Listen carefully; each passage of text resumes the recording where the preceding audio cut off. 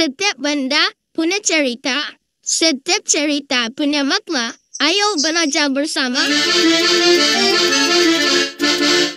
10 tahun. Lahir di zaman digital, tempat semua jawaban ada di Google. Anak generasi Alpha yang lebih dulu kenal touchscreen daripada main layangan. Tapi hari itu, bukan Google yang menjawab rasa ingin tahunya. Di dalam kamar, Sabiru mendengar suara aneh dari dalam lemari. Ia menghampirinya dan menemukan sebuah kotak tua berdebu yang bercahaya. Rasa penasaran menguasai Sabiru. Ia mengulurkan tangan untuk menyentuh kotak tua itu. Wah, ini apa? Kotak tua itu tiba-tiba terangkat dan terbuka. Dengan suara gemeretak pelan dan memancarkan cahaya misterius. Aduh, kok terbuka sendiri, guys? Wah, indah sekali seperti bintang. Wow.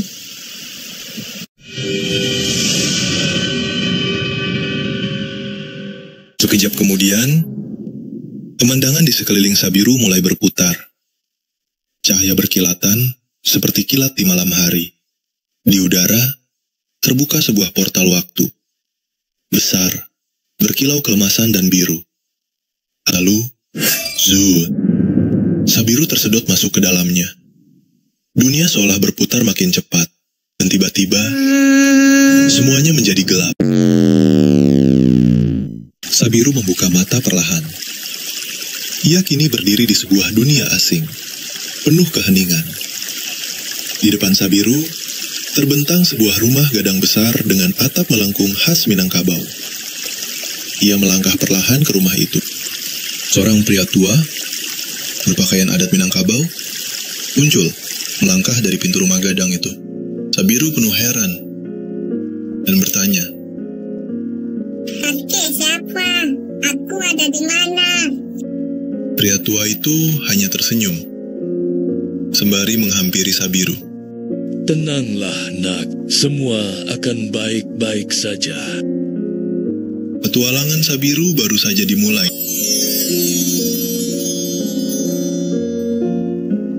Apakah kau ingin tahu sejarah dari uang yang kamu pegang itu? Oh ya, apakah ini beneran uang, Kek? Aku baru tahu. Dahulu, uang bernama Ori. Oeng Republik Indonesia, tepatnya pada 10 Oktober tahun 1946. Untuk pertama kalinya, Ori diedarkan di Pulau Jawa. Pada 1 Januari tahun 1947, diluncurkan Ori Sri kedua karena ibu kota dan pusat pemerintahan Republik Indonesia dipindahkan ke Yogyakarta. Dan dilanjutkan dengan seri yang lain. Seri Ori ketiga, 1947 sampai 1950. Seri Ori keempat, 1948. Seri Ori baru 1949. Seri Republik Indonesia Serikat 1950. Seri Pemandangan Alam 1, 1951. Seri Pemandangan Alam kedua, 1953. Seri Suku Bangsa 1 dan kedua, 1954 sampai 1956 sebagai uang negara. Meskipun pada 1952 Bank Indonesia telah dibentuk, namun Ori masih tetap beredar. Pada tahun 1952, uang kertas pertama yang dikeluarkan Bank Indonesia. Dengan seri kebudayaan dilanjutkan dengan seri-seri lainnya.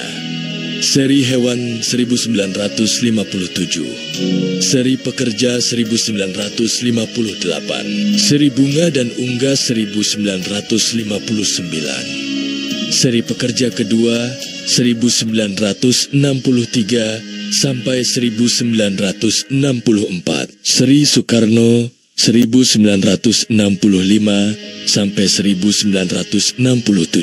Seri Sudirman 1968 sampai 1970. Oh, jadi ini bukan sekedar uang.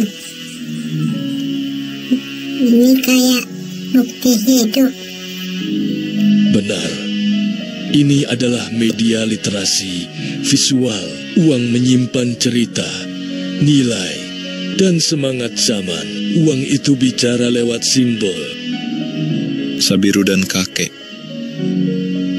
berjalan bersama menyusuri desa yang penuh syarat cerita. Kok kampungnya beda ya? Bukti asri.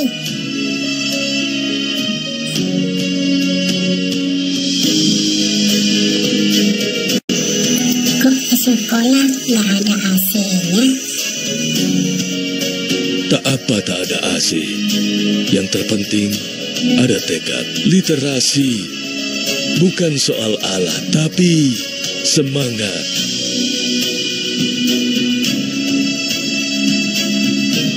Dulu Rp25 bisa beli banyak. Sekarang nilainya ada di sejarahnya. Uang ini juga mengajarkan kemandirian ekonomi. Kita belajar berdiri di atas kaki sendiri.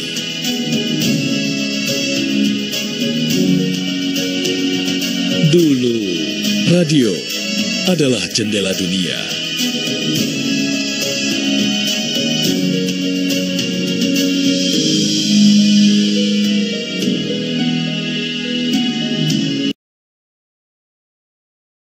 Sabiru kembali menatap uang di tangannya dengan penuh makna. Dulu aku pikir uang cuma buat jajan. Pelajaran dari uang. Uang adalah perjuangan ekonomi bangsa. Kita harus mandiri. Sekolah itu penting meski sederhana. Uang bisa jadi cerita loh. Yeay, belajar sejarah itu keren. Bagus sekali. Kau telah membaca, menulis, dan memahami.